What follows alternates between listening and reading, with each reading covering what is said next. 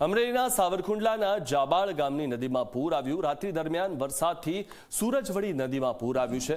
સતત 2 દિવસથી વરસાદ વરસતા ખેડૂતોની મુશ્કેલી વધી ગઈ છે। ત્યારે ખેડૂતો માટે હવે જે આ વરસાદ છે તે કાળ બનીને વરસી રહ્યો છે, કારણ કે તેમનો જે ઊભો પાક છે તે આ વરસાદ નષ્ટ કરી રહ્યો છે।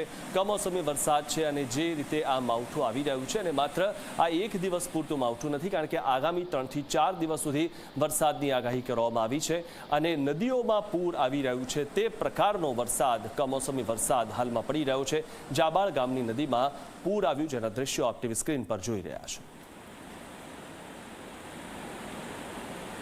તો જાબાળ ગામની નદીમાં પૂર આવ્યું અને જે રીતે હાલમાં કમોસમી વરસાદ વરસી રહ્યો છે અને આ જ પ્રકારની સ્થિતિ આગામી 3-4 દિવસ પર રહેવાની છે, ત્યારે સમગ્ર ગુજરાતમાં આ પ્રકારની સ્થિતિ છે।